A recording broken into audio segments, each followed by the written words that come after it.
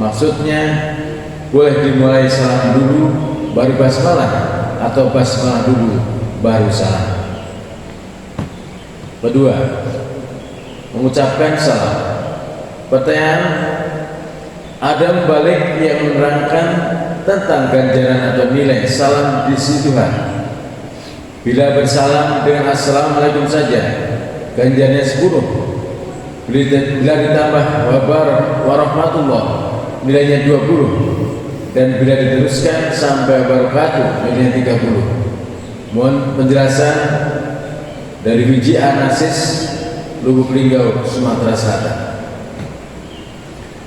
Jawaban, keterangan yang disampaikan oleh balik itu didasarkan oleh hadis riwayat Abu Daud dan At-Tirmizi dari sahabat Imran Al-Husain yang menurut At-Tirmizi untuk hadis hasan yang bunyinya, dari Imran Al-Husain radhiyallahu anhu, telah datang seorang laki-laki kepada Nabi sallallahu alaihi wasallam. Berkatalah orang itu, "Assalamualaikum." Maka Nabi menjawab salamnya. Maka orang itu duduk dan Nabi berkata, 10 nilai pahalanya. Kemudian datang pula seorang di antaranya yang berkata, "Assalamualaikum warahmatullahi." Maka Nabi pun menjawab salam itu. Orang itu pun duduk. Berkatalah Nabi, 20 nilai pahalanya. Kemudian datang lagi yang lain dan berkata, "Assalamualaikum warahmatullahi wabarakatuh." Maka Nabi pun menjawab salam itu dan orang itu duduk. Nabi pun berkata, 30 nilai pahalanya. Hadis riwayat Abu Dawud dan At-Tirmizi. Ketiga, tambahan ta'ala dalam salam. Pertanyaan, apabila ada seorang yang mengucapkan salam ditambah kata ta'ala seperti assalamualaikum warahmatullahi ta'ala wabarakatuh, apakah dijawab atau tidak? Dari pimpinan Ranting Muhammadiyah Sumatera Selatan. Jawaban, baik dijawab. Mungkin yang mengucapkan tidak tahu tentang tambahan itu sebenarnya kurang sesuai dengan sunnah, karena sudah ada kesempatan secara khusus yang mengucapkan salam dengan tambahan tersebut. Diberitahu dengan cara yang baik tentang salam yang sesuai sunnah. Pertanyaan berikutnya, mengfungsikan masjid lama.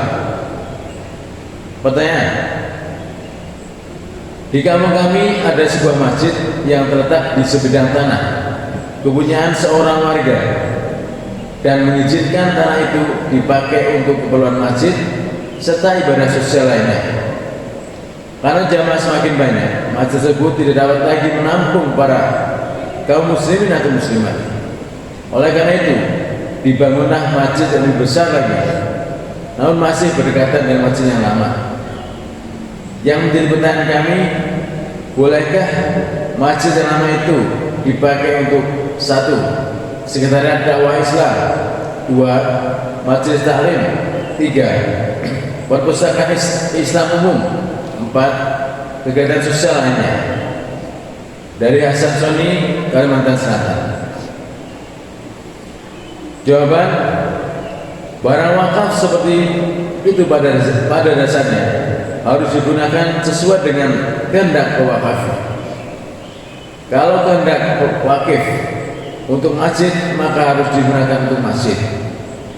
Adapun kehendak digunakan untuk keperluan yang lainnya, asal untuk kepentingan agama seperti majelis taklim, perpustakaan Islam dan kegiatan remaja Islam, kegiatan sosial lainnya, maka tidak ada larangannya asal tidak mengganggu. Hal ini seperti apa yang dibaca dalam sejarah pada zaman Nabi. Masjid digunakan untuk merawat tentara Islam yang luka, masjid digunakan untuk latihan, menggunakan senjata dan lain-lain. Yang kedua, masjid perempuan. Pertanyaan, dalam Suara Muhammadiyah nomor 24 tahun 87 halaman 24, kami jumpai tulisan yang berjudul Kauman Yogyakarta, tempat berdirinya masjid perempuan pertama.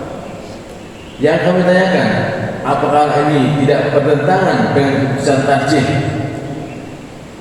halaman 284 nomor 5 Slamet Ihsanto dari cabang Jammu? Jawaban, bangunan yang dimaksud adalah tulisan itu memang tidak bernama masjid, tetapi mushola Aisyah, dalam arti tempat untuk warga Aisyah Kauman Yogyakarta, bahwa bahkan untuk kegiatan yang lain yang fungsi seperti halnya masjid yang dapat digunakan untuk kegiatan keagamaan lainnya.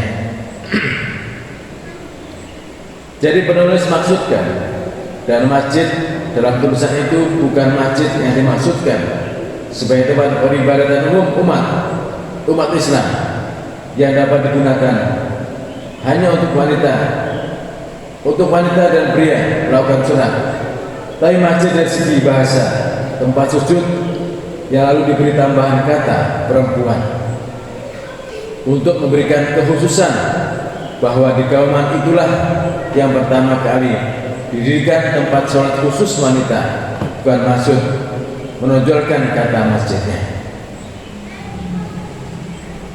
Nomor 3, pidato dakwah di masjid. Pertanyaan, apakah pidato dapat dibenarkan di dalam masjid?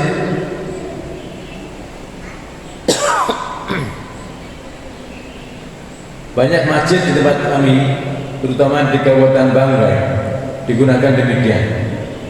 Tapi pernah saya alami di masjid besar alun-alun utara Yogyakarta, masjid dalam tidak digunakan untuk itu, tapi menggunakan ruang depan masjid bagaimana sungguhnya dari Ibrahim Balanta. Jawaban, pada prinsipnya tidak ada larangan di masjid untuk dijadikan tempat dakwah, menyerukan kebajikan, tapi juga merupakan prinsip di dalam masjid agar dijaga ketenangan, sehingga kalau ada yang sedang menjalankan atau melakukan sholat dapat melakukan dengan tenang dan khusyuk. Karenanya di beberapa masjid yang luas, apabila dilangsungkan pengajian dilakukan di bagian luar yang disebut setelah masjid, yang sebenarnya masih masuk bagian dari masjid pula.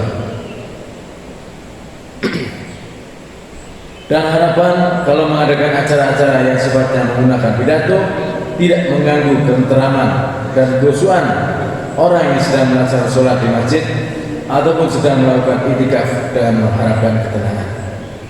Menurut sejarah di masa dahulu, pendidikan Islam bertempatkan di masjid-masjid, termasuk masjid untuk memberikan pelajaran bagi anak-anak yang kemudian karena sering terjadi keramaian anak-anak atau bahkan ada yang pipis di masjid malam anak-anak, maka tempat pendidikan ditampung di luar masjid. Demikian yang bisa kami sampaikan. Lebih kurang mohon maaf. Assalamualaikum warahmatullahi wabarakatuh.